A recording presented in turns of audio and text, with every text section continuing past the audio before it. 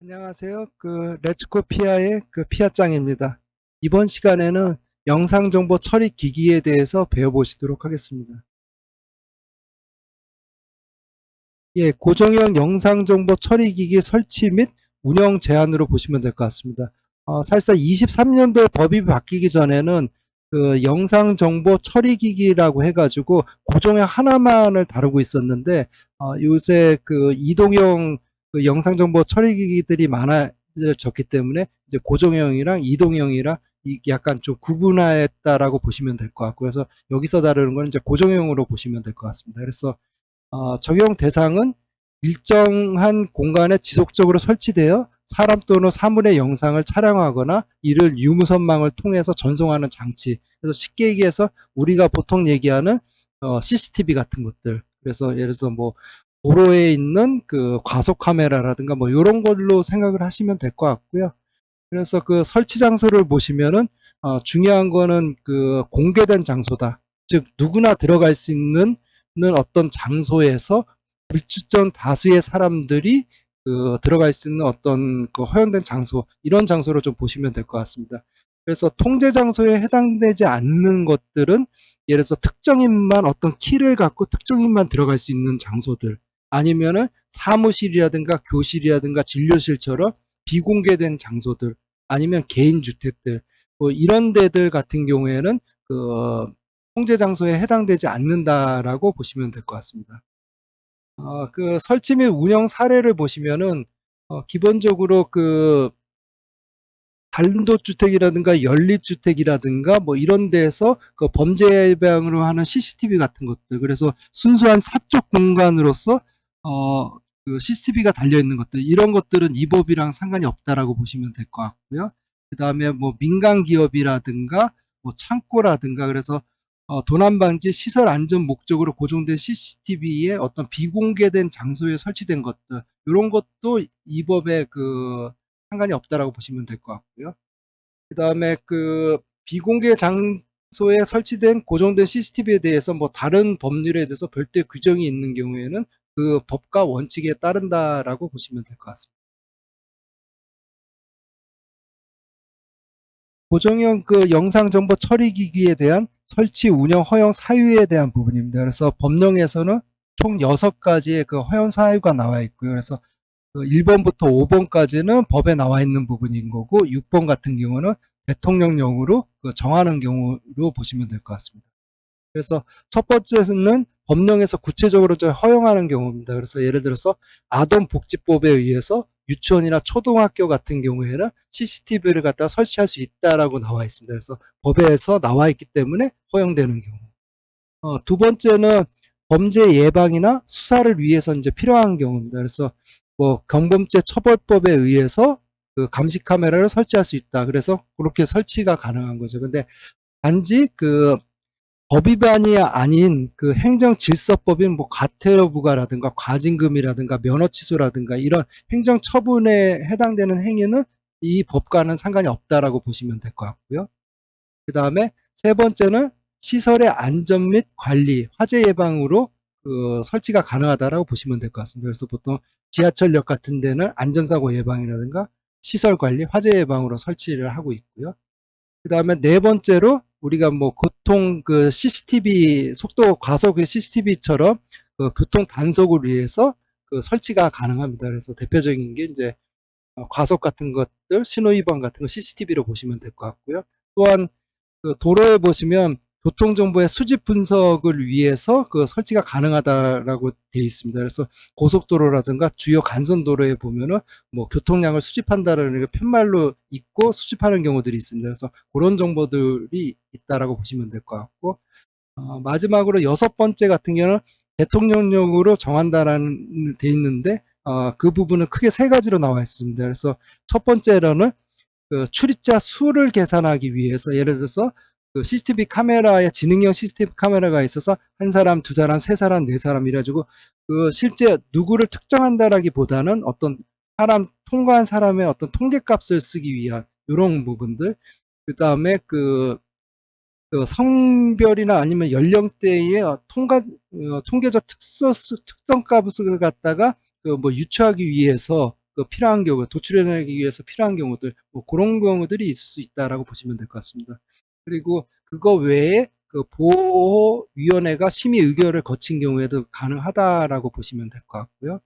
그 다음에 설치 장소가 굉장히 제한되는 곳들이 있습니다. 그래서 불수전 다수가 이용하는 것 중에 굉장히 민감한 것도 목욕실이라든가 화장실, 발안실, 탈의실 이런 데들은 기본적으로 설치가 좀 제한된다라고 보시면 되는데 단지 예외적으로 허용되는 데는 교정시설 같은 경우들, 그 다음에 정신의료시설들, 정신요양시설들 뭐 이런 데들은 예외적으로 좀 허용이 된다. 이렇게 이해하시면 좋을 것 같습니다.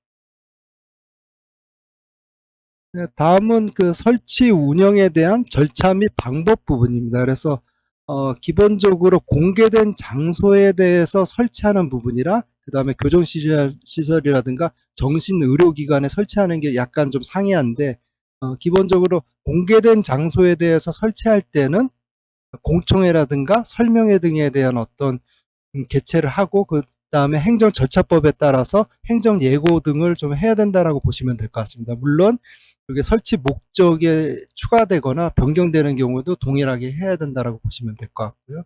그다음에 교정시설이나 정신의료시설 같은 경우에는 관계 전문가라든가 해당되는 시설에 종사하는 사람, 해당되는 시설에 구금되어 있는 사람 아니면은 보호받고 있는 사람의 보호자 등에 대한 어떤 이해관계자에 대한 어떤 의견 수렴을 좀 해야 된다라고 보시면 될 것 같습니다. 그다음에 그 안내판에 대한 설치 부분입니다. 그래서 기본적으로 안내판은 잘 보이는 곳에 설치를 해야 되는데 총 그 네 가지 항목이 들어가야 된다라고 보시면 될 것 같고요. 첫 번째는 설치되는 목적 및 장소, 두 번째는 촬영 범위 및 시간, 세 번째는 관리 책임자 및 연락처고 만약에 위탁을 한 경우가 있다라고 하면 위탁 받는 자의 명칭과 연락처가 써 있어야 된다라고 보시면 될 것 같습니다. 그래서 여기 그림 나와 있는 것처럼 한번 참고해 보시면 될 것 같고요. 그리고 이 안내판 같은 경우는 설치 예외 조항이 있습니다. 그래서 군사시설 같은 경우도 그래서 뭐 사격장이라든가 훈련장 이런 시설들은 제외가 되고요. 그다음에 공공기관이라든가 공안 항만이라든가 국가 주요 중요 시설에서도 제외가 되고요. 마지막으로 국가정보원장이 지정된 국가보안시설에 대해서도 안내판 설치가 예외가 된다라고 보시면 될 것 같습니다. 그래서 그냥 심플하게 보면은 이 중요시설이라는 거를 외부한테 알려주면은 그게 공격을 받거나 이럴 수 있기 때문에 그런 차원에서 그 안내판 설치가 예외가 된다라고 보시면 될 것 같습니다. 그리고 개인정보 영상에 대한 주체 이제 권리행사로서 개인정보 영상에 대한 열람 등에 대한 요구를 할 수가 있습니다. 그래서 물건에 대한 도난이나 분실, 그 다음에 차량 사고, 그 다음에 폭행 등에 대한 어떤 증빙용에 대해서 그 권리 행사가 가능하다라고 보시면 될 것 같습니다. 단지 이 권리 행사 할 때 그 영상 정보라는 게 혼자만 찍힌 게 아니라 다수의 사람이 같이 찍힐 수 있기 때문에 그런 부분들에 대해서 다른 사람들에 대한 어떤 개인 정보가 뭐 노출이 된다든가 유출이 된다든가 이런 위험성도 있기 때문에 그런 걸 좀 잘 따져봐야 된다라고 보시면 될 것